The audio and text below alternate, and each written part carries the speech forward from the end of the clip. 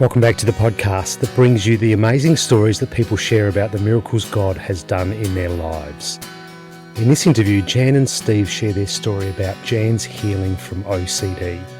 Now, I'm sure you've used the term OCD in your conversations before. I'm a person who likes neatness and order, and I've often joked about having OCD. But after listening to Jan and Steve's story, I won't be joking anymore. It's quite an emotional story. Just a quick note about this episode. It includes a lot of discussion about mental ill health, including suicide. So if this is a trigger for you, you might need to listen to this one at another time. It's an amazing story of God's power to heal us. Enjoy. Jan and Steve, welcome to Revival on the Air today. Thanks very much for inviting us. So we've got you both here today because we're going to talk about Jan's story of suffering from OCD and ultimately being healed of that. So I'm keen to hear both of your perspectives about that story because it's not something I know particularly anything about. So Jan, where did it all start? So I guess around about 2005, 2006, I was working at the University of Adelaide as a research assistant. I had 2 younger children. I guess life started overwhelming me and I found myself losing my joy in the Lord. I found myself not being able to pray anymore, talk to God, and I thought maybe I just had started exhausting myself. I just started a role learning at the university, studying nursing because I couldn't see my job or the funding, research funding that I was on going onwards. So I felt like there was a bit of pressure to just change. And at the time, like I said, felt really dark. And I didn't think anything was going on. I remember I conduct a musical, Don't Not Know Her, and one of the sisters gave a testimony of her mental health issues. Now, she had a really sad background, a sad childhood, but some of the things she mentioned at that testimony resonated with me. And I thought, gee, that just sounds like how I'm feeling. Oh, but no, I had a really decent upbringing. My parents were in the fellowship and had a good family life, so that didn't relate to me. So what she was feeling and what she'd experienced, that couldn't possibly be you? No, because I had a decent childhood. Yeah. And I just thought, you got mental health issues from poor upbringing or background, maybe your whole family has mental health issues. And so I thought, no, that's not me. And I got to the stage where I wasn't sleeping at night, and that's pretty debilitating. Yeah, I'd wake up 2 or 3 o'clock in the morning, and my mind was just thinking, and I'd go from one thought to another thought in a cyclic sort of, like you're stuck in a rut, like a record stuck, and you can't, or a computer gets in a loop and you can't kick it out. So I thought, I'll go along to the doctor and see if she can give me some sleeping tablets. So at the University of Adelaide they have a medical centre, so I just popped in there. Hadn't seen this doctor before, wasn't my normal doctor, and I was talking to her and I said, look, I'm having problems sleeping. I just think if you could give me something to help sleep, it would kick me out of that habit I've got into and I'd feel so much better, because I wake up in the minute. She started printing me out a script for some sort of sleeping tablets.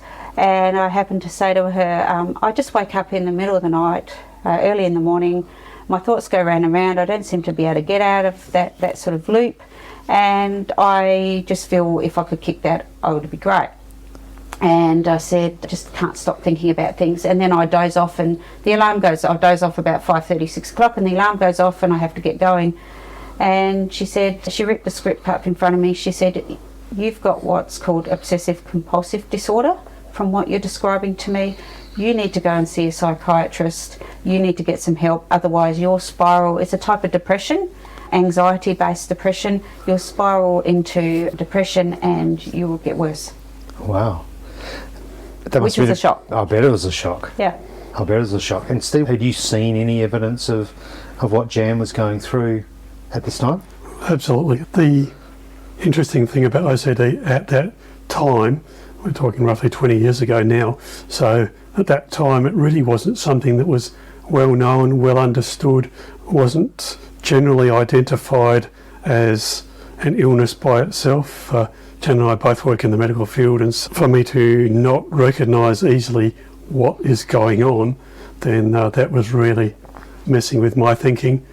With Jan, I could see her becoming somebody different to the person I'd married. I mean, obviously I deeply cared about her and so on, but I could see that she wasn't praying. I could see that she wasn't happy. I could see that there wasn't a fulfillment in her life. And because I cared about her, I was struggling with the concept of what's going on here and how do I help? Where do I take this? Got to the point where things really got quite difficult, and Jan can perhaps go into more detail in that, but I said to God in a very emphatic way, I said, you have got to do something about this. Jan mentioned the doctor's visit. We, as relatively newly married people, would always communicate what we were going to do that day, what our plans were and such like, but Jan hadn't mentioned that particular doctor's visit to me until she came home. Right, okay.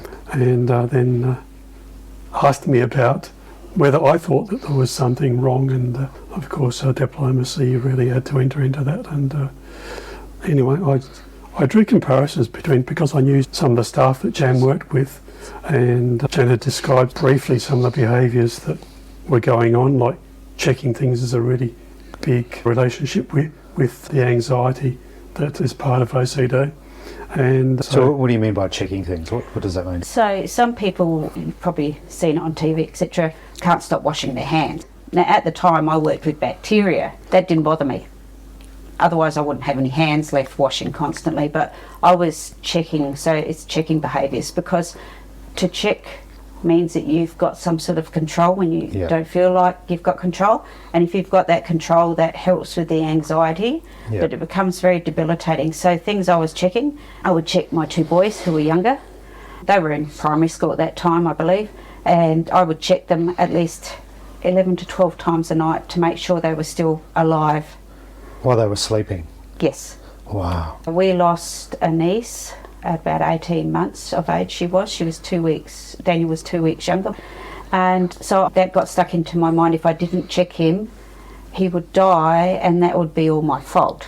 Another situation I checked at work was there was one of my colleagues who opened a fume cupboard, so we would do all our nasty chemicals in this fume cupboard. We had gas taps in there with natural gas, and someone had accidentally left the gas tap, hadn't turned it off, and unfortunately the coverings of that fume cupboard actually sparked, and there was a flame and fire that came out of the thing and almost burnt his face really badly. Wow. So things like that, I would go around the laboratory and make sure at least 3 or 4 times, you imagine a big laboratory, that all the gas taps were turned off before I left at night. I was concerned about, we had expensive equipment in our chemicals in our freezers, our -80 freezers, so I'd go and check all the doors were shut. It could take me at least 45 minutes to leave work every afternoon checking things. And so did this extend beyond the work environment into the home environment? Yes. I mean, obviously the kids, checking them overnight, but what other things at home? Checking that the doors were shut, checking that the doors were locked, the kettles were all off, anything that might be my fault if I didn't check it. Right. That something would happen, something disastrous would happen that would affect our lives. And of course, because I wasn't sleeping, because I was so anxious, that ended up coming out as anger. So I had anger management problems. So my poor children and my poor Steve, I'd throw the Tupperware lids. I wouldn't throw crockery and cutlery, but when I got frustrated, I would throw plastic lids and, anything that was out of my normal routine, and that was a big thing. Anything that was out of normal routine led to anxiety and lack of control and lack of being able to control my feelings and how I reacted to things. And so how long had this gone on, or how long did it take for this to develop, do you think? Probably most of my life. Right. Often obsessive-compulsive disorder runs in families. Yeah. So sometimes it can be learnt behaviours as well, or what you see in families. So sometimes that can be the reason why you pick up on these things in the back of your mind, and then when things happen in life, and then you take that on in your mind as things, if I can't control this, then things will go bad. Yeah, so as life develops, and you're now married, you've now got kids, You've right? got those responsibilities. Those responsibilities, all of those things that are harder to control just amplify the illness, really, don't they? They do. Yeah. Steve, you said before that, back at this time, not a lot of people knew about OCD. I'd probably argue that a lot of people don't today, right? Because we often hear, oh, I've got OCD because I like neatness. We're not talking about that. This is completely different. This is not, hey, I just wanted things to be neat and tidy, right? This is an actual illness. So you get this diagnosis from the psychologist, or the doctor first? Doctor. So you get this diagnosis from the doctor. What was the next step after obviously telling Steve? What was the next step after that? I went home and I said to Steve, doctor's an idiot.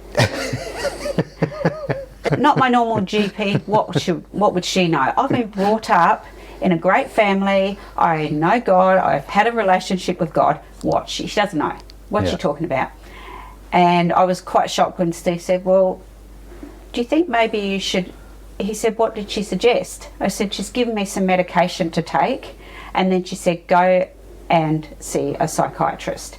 And I said, I don't know what she's talking about. I don't need to see a shrink. I mean, that's how, you don't understand mental health until you've probably been through it to a certain extent. Was there any inkling that something was wrong? Or was it just denial that you didn't want to go and see a psychologist? In the back of I did know something was wrong. When you can't pray anymore, when you feel like you're away from, you can't get through the dark hole, so to speak. Yeah. And I used to pray and I used to talk to God like I was talking to you, and I felt like he'd left me. And I know God never leaves you, but that's how I felt. So that's how it was exhibiting itself. Yeah, right. So I guess I did, but I didn't know about OCD. I didn't know, and I thought having a normal life, like that sister's testimony, I had a normal life, so why would I have mental health issues? So I was quite shocked when Steve turned around and said, I think you should go and see the psychiatrist. I think it might help you. So with Jan, when she did come home and ask me those questions, she looked me in the face and said, that's not me, is it? I don't have these issues. I don't have a mental health problem. And sadly to me, she referred to herself as the family mental case. Of course, there's a lot of stigmatism, even still now in society, about mental health. And one of the things I said was, well, if you've got a broken leg, you would go and see somebody and get it fixed. Well, this is something wrong with your mind, you need to go and get it fixed. But again, there was the denial with the issue at hand. I said, well, I knew most of the staff that Jan worked with, and so I could refer to them in conversation by name. I said, if Fred thought that perhaps they'd not turned the gas off properly, then what do you think they might do? They'd go around and turn the tap and be assured that, yes, it's okay. They might even do it a second time. I said, how many times do you do it? Oh, 5 or 6 times. 5 or 6 times a day? Just before I left Right. the laboratory, yes. So it wasn't unusual where if I was picking Jan up from work, then we'd make a time arrangement for me to pick her up, and she'd be half an hour late, and I wouldn't really know why at that time. So when Steve said, if you had a broken leg, you'd go and get that fixed, how did you respond to that? Well, my brain's not broken, but obviously it was. Yeah. Not well. Yeah. I wasn't a happy camper because very much went against what I understood. I, at that stage, was not a nurse. I am now, so I very much understand mental health better, and having gone through it myself as well. Yeah, I understand it a whole lot better. So what was the next step? What happened after that? So I was given a script for, it's called a serotonin Uptake inhibitor. People with OCD have a lot of mental health issues, a chemical that allows you to be happy called dopamine. You don't actually have the receptors to take that up. So of course, you can't be happy and you get anxious, that sort of thing. So they give you that medication, so I started taking that and looked myself in to see a psychiatrist. And when I went and saw the psychiatrist, he explained the therapy, explained Obsessive-Compulsive Disorder and how it works to me. And he actually said it's like you're in like a computer that's got stuck in a loop, and you have to actually turn it off and boot it again to get it to get out of those sort of thoughts and allow you to relax. And the therapy he suggested can only be done when you take this medication, otherwise you can't do the therapy Right. because it's so hard to do. Yeah, You okay. just emotionally can't deal with it. So, Yeah. especially with those lower levels of dopamine in your brain. So he set me homework to do. So I had to, each time I saw him, he would say, so what are you checking at the moment? So the first one was checking our children at night. So the task set to me, I had a notebook. Back in the day, we didn't have computers so much. And I had to put the boys to bed, say goodnight to them, and I couldn't go back and check them at all that night. And then I had to sit down for an hour. And Could you do that? Pardon? Could you do that? Not very well. But because I understood, having gone through the session with him, the first session with him, that I needed to do this to get better. And so I said, you have to sit down and you would have to imagine the worst thing that could happen to your children for a whole hour, like they stopped breathing, Yeah. or someone took them away, or you had to imagine the worst things you could possibly imagine, but you couldn't go back and check them the rest of that night. And then I would have to write in my notebook, okay, so you didn't do that. I had to do that every night until I went back to see him. You didn't do that. What happened? Oh, nothing. It puts your brain back in that loop. Well, I didn't check them for 5 nights and they're still with us. They haven't died. They haven't passed away. They're perfectly fine, happy children. And that gets you out of that loop of that anxiety over that particular thing you've focused on. Wow. It's very hard to do. I imagine it's terribly But hard it got to do. better over the couple of weeks. So I used to see him about every 2 weeks. Over the couple of weeks that I had to finish it. So, and as I went and saw him, I got given, okay, so what now do we have to work on? And so how honest were you with your assessment of the things you were checking and with your... I really, once I knew what was going on and it was explained to me, I wanted to actually make this work. Because I realised I couldn't live like this and my family couldn't live with me like this. But it's only doable with the medication. And so where was God in this for you? Were you praying about this situation? Were other people praying for you? We were praying, certainly. Other people, generally speaking, didn't know about it. Right. We had, and Can I ask why? Well, back in the day, I don't think mental health was really understood as well as it is now. You know, my parents are English, so when you had mental health issues, you're put in institutions, locked away, never seen again. Got to be that stoic British, you know. Yep. So you didn't admit that your family members had mental health issues because it was a stigma. It was a shameful. So we never mentioned it to anybody. So you never prayed about it with oversight. You never called the elders of the church to come and pray for you. No one knew. No, because we both had a lot of responsibilities in our church. And I teach Sunday school. Yeah. Would you give your unsuspecting young children to someone who's got mental health issues? You know, who's mental? Probably not. And to some extent, my psychiatrist said to me, I don't know. If you were checking your kids 12 times a night, I'd probably give you my kids. I reckon you'd be pretty diligent. probably yes. So, right. But that's my thoughts. Yeah, I can imagine. And to have something taken away that I really love to do, at that time, my psychiatrist said to me, don't give up things that make you feel like you're a valued member of your community. And taking away something like that probably would have made it worse. Yeah. Yeah. So how diligently were you seeking the Lord for a healing? Oh, absolutely. I guess to use the vernacular, I wanted my family back, and I was looking for a way to do that, and I knew that answer ultimately was God. I mean, the psychiatrist was a medical professional who did a great job in what he could do, and one of the things that Jan talks about was that she was told in the end that it will always come back. It may come back worse than before. And so... Gee, that's not the great ray of hope that I'm sure you were hoping for. So the last appointment I had with him, he was, like he said, did you follow through with the therapy? Yes, I did. I really wanted it to work and I wanted my life back. But at the time, at my last appointment, he said, you've done amazingly well. And I think that's because we really prayed about it. It's almost like, you know, you've got maybe a cancer diagnosis and you diligently take the tablets, you have the chemo, you have the surgery, all those sort of things. So you really want to get better.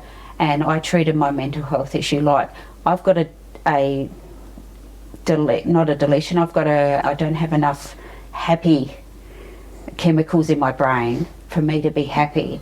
So if I can take the medications and do the therapy and pray about it, the Lord can heal me. At that time, I was taking the medications, and people say, well, where's your faith? But, you know, like Steve said, if you break your leg, you get a cast on it. You wouldn't hobble around with your bones sticking out of your side of your leg because you think, well, the Lord should heal me. I think the interesting thing about faith is faith comes from what's in our mind. Yeah, that's right. And the action that we then take. And so if our mind is broken, and it's interesting, you know, we read lots of scriptures in the Bible about different examples of faith being put into action. And there's that example where that young boy was brought by his father to Jesus, and he'd said that, you know, the disciples had prayed and this boy couldn't be healed. Yeah. And Jesus said to them, you know, you faithless generation. And, you know, you look at that circumstance and say, well, why couldn't the disciples pray for that boy, for him to be healed? Why did Jesus have to do it?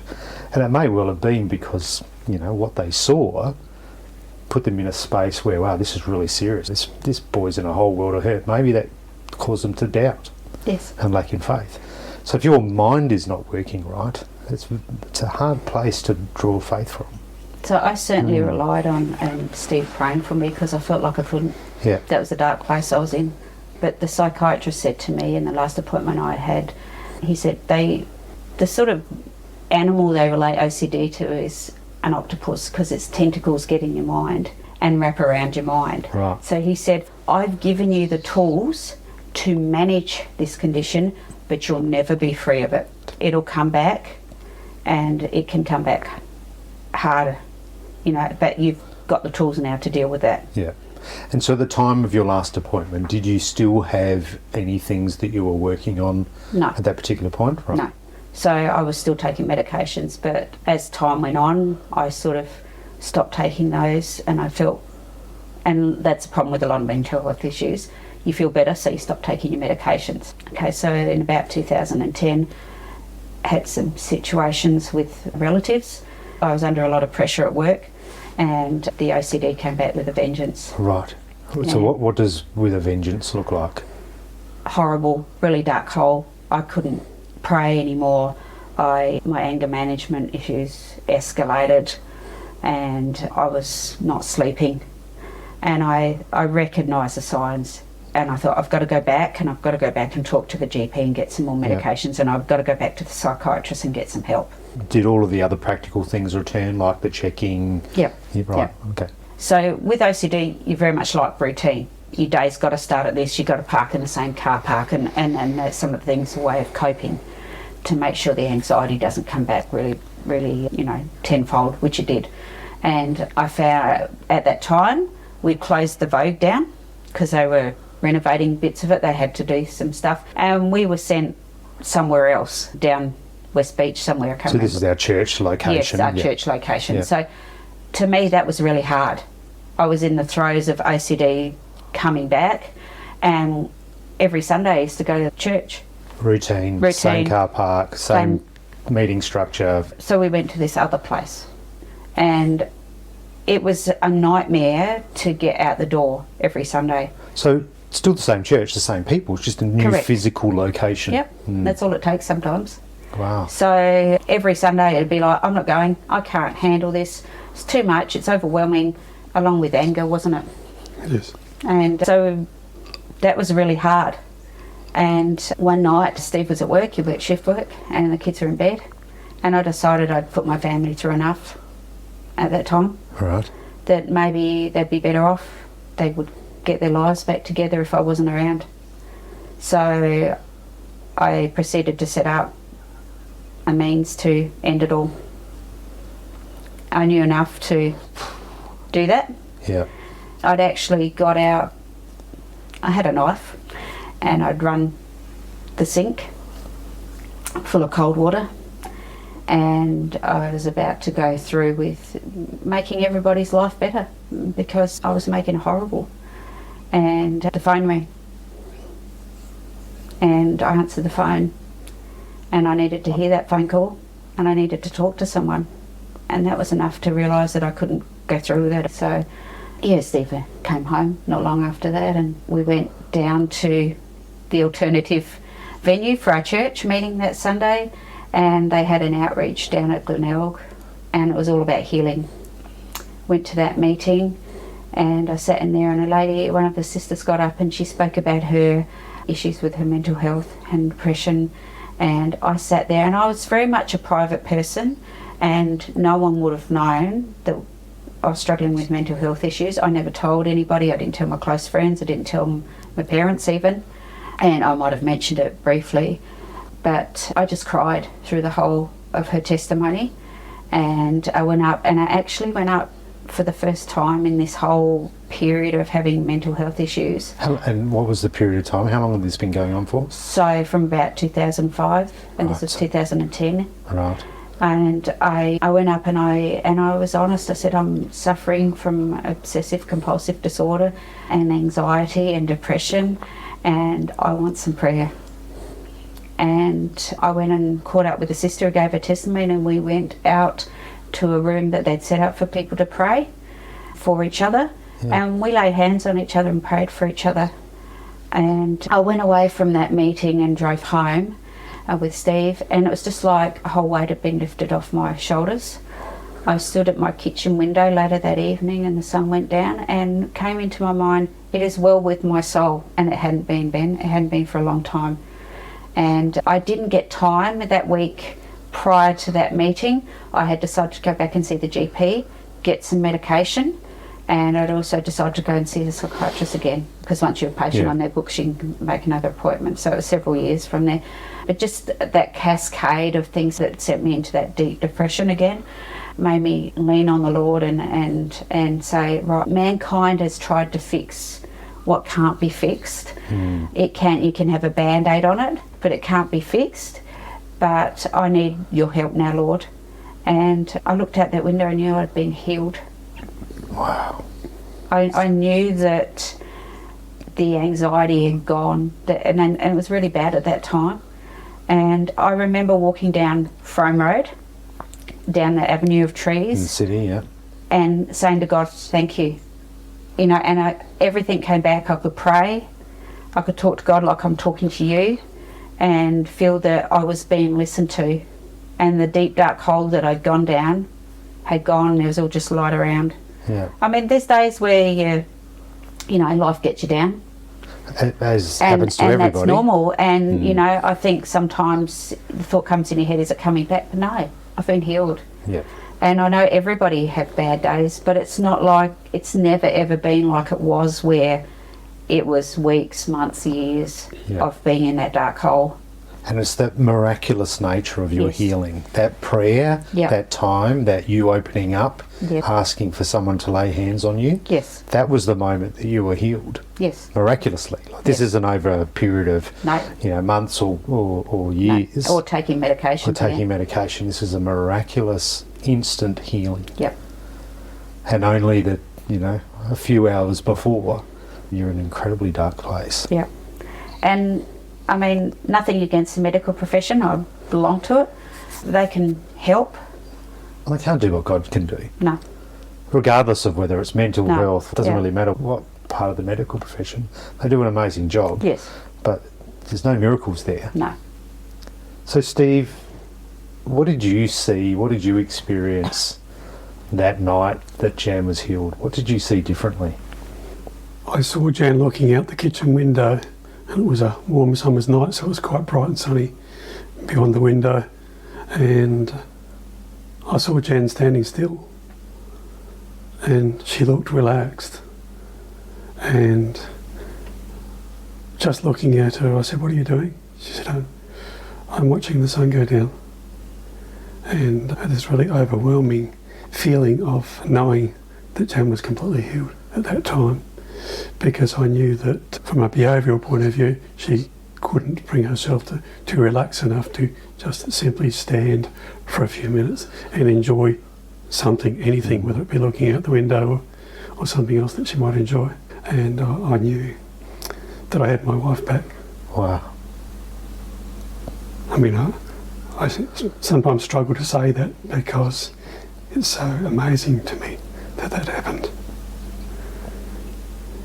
I used to say to the kids when Jen was struggling most, sometimes they were on the wrong end of some of the behaviour, and I don't mean to say that in a disrespectful way to Jan or whatever else. I used to say to the kids, I said, Mum still loves you. It's the illness that's the issue.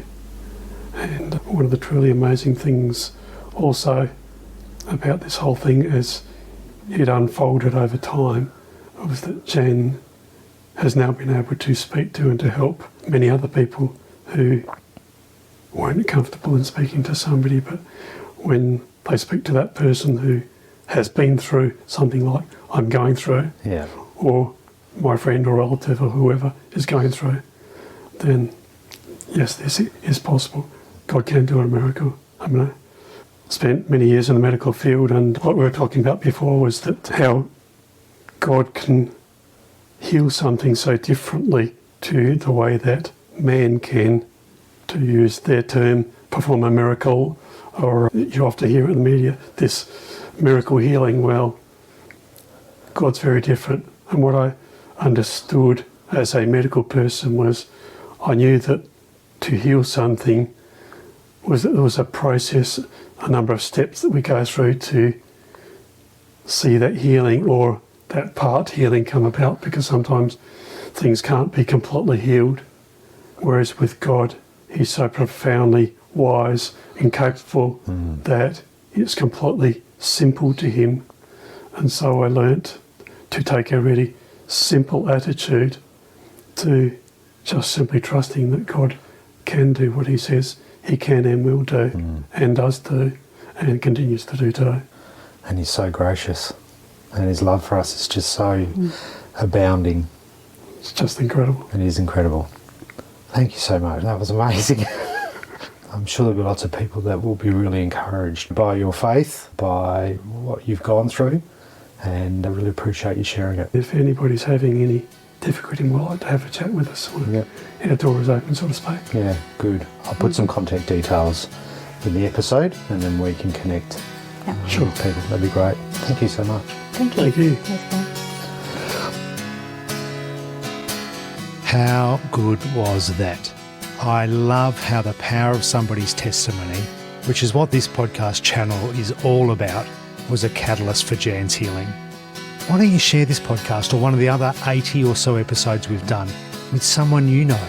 Maybe it's someone who doesn't have a relationship with God yet, or someone who has a healing need. Search our archive on your podcast app or go to revivalontheairtoday.com. Find a story that you feel comfortable sharing with others. If you want to see the power of God in your life, or want to hear about how God can miraculously heal you from anything you are suffering from, send an email to podcast@revivalontheairtoday.com from wherever in the world you are listening. Until next time, God bless.